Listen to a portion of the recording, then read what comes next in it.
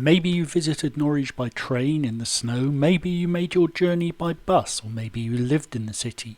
But in these days of home deliveries, it's interesting to think there was a time when almost all Christmas shopping would have been done in shops. This video recalls those days, comparing scenes to today. This is St Stephen's Street today, and here it is lit up for Christmas a few years ago. W.H. Smith is in the foreground and British Home Stores beyond that. This photo predates 1986 because that was when British Home Stores rebranded as BHS. Before 1961, St Stephen's was much narrower, and looking in the opposite direction we would have seen Bratt Brothers selling men's clothes, Belfast Linen and Fielding's selling cycles, radios, TVs and records. Elmo's modern grocer's store was beyond that. Opposite, until very recently, was Wilko, but in this location, back in 1975, we would have found the Co-op. Further along St Stephen's, this is the current view, but Christmas shoppers in 1955 would have found in this brand new building a branch of H. Samuel and Saxon selling shoes, including American Hush Puppies from the 1960s.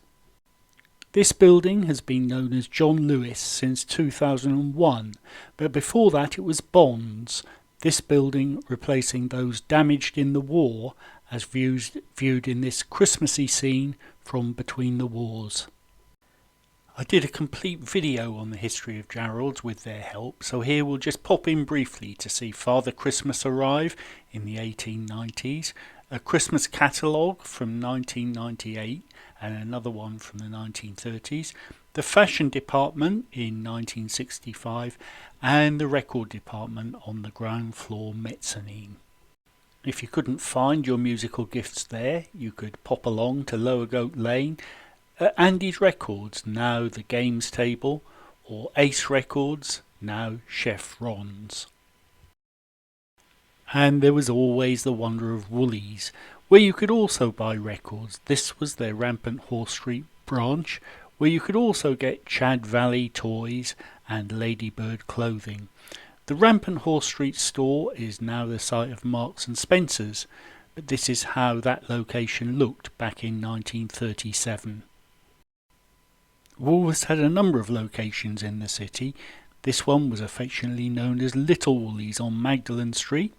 This was St Stephen's, which is now the entrance to Chantry Place, and this was the final location on Riverside when it was originally known as Big W. Its first location from 1914 to 1929 was on the opposite side of Rampant Horse Street where Debenhams still stands. The Debenhams site was originally built as a replacement for Curl's store, which had been destroyed in World War II. This is that site in 1946 looking from Orford Place towards Rampant Horse Street with St Stephen's Church on the right. Within Curl's store in the 1950s, this is the Bra Bar. What was once Topshop is now a new branch of Mountain Warehouse, but back in the 1960s and 70s it was Peter Robinson's fashion store, with Topshop originating within the store to attract younger buyers. In 1900, Curl's, which we mentioned earlier, was located in what is now W.H. Smith at number 27 Gentleman's Walk. By 1936, number 27 was Sheeds, selling clothes, and next door was True Form Shoes, and on the corner was a branch of Lambert's selling tea and coffee.